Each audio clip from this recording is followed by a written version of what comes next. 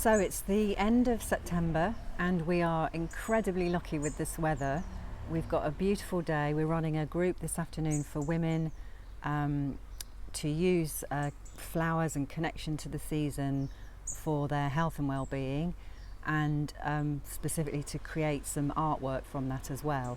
And so we also wanted to share this with more people, so we thought we would talk to you about the flowers that we'll be looking at today. They're all heat-loving flowers. They've often come from South America, from Mexico, from Asia, some of them. Funnily enough, many of those are from the same family. They're from the aster family or the daisy family, and that includes things like the dahlias here.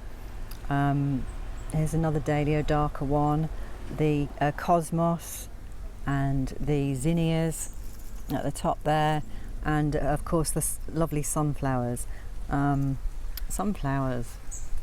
Yeah, right at the bottom, the sunflower, which is just coming open. It's just the petals are just starting to lift off the central disc, which is when it's a really good time to pick them. And all of those, in fact, the sunflower illustrates it best of all. It's a composite flower, so in fact the real flowers are all the little tiny ones at the centre, or these little star-shaped flowers right at the centre of the whole bloom. And there, each one is a tiny little flower, and the sunflower, you can tell that really well because each one then develops into a seed. It's not so obvious with some of the others.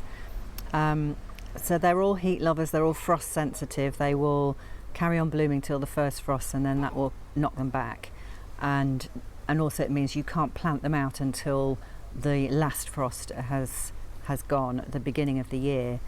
And the other heat lovers in here, we've got the celosia, which we grow in the polytunnel, and amaranth, which is a beautiful grain, and the scented geranium that we grow in the polytunnel as well, beautiful smell.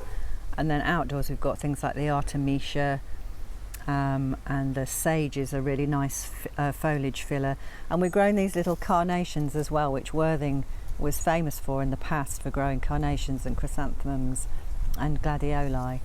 And yeah, so these are all the lovely flowers at the moment. And we're going to, in subsequent videos, we're going to talk more about the care of those flowers, like what you do with the dahlias at this time of year, and the chrysanthemums, and how you start off things for next year.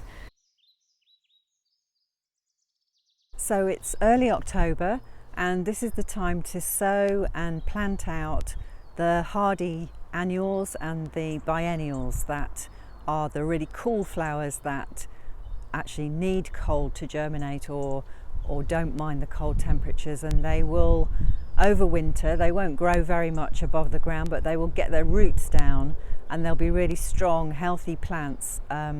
Early next year they'll be ready to bloom. They'll be the first flowers that start blooming, so it's great to get them in now and get those early blooms. And so you need to know your first likely heavy frost date and sow and plant them about a month before that, so we're just about right.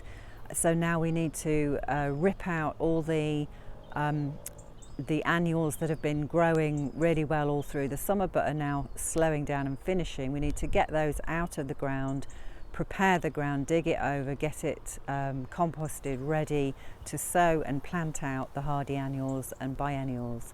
And the sort of things that you can do are Sweet William, that's a biennial that really needs to get going now and to flower in the spring. And then the other things, a bit surprisingly, maybe snapdragons, bells of Ireland, rudbeckia, scabious, what else, nigella, ami, ami, all those things really don't mind the cold, and they will be stronger, healthier plants for an autumn sowing. And the other thing is wildflowers. So there's lots of wildflowers that actually need the cold to germinate, or actually don't mind the cold. And so things like cornflower, carrot, the wild carrot, daucus, yarrow, verbascum, dill is okay, is very good actually, and we're doing corncockle as well, because corncockle is one of those wildflowers that's becoming increasingly rare and endangered, and so we're wanting to try and grow some of that too.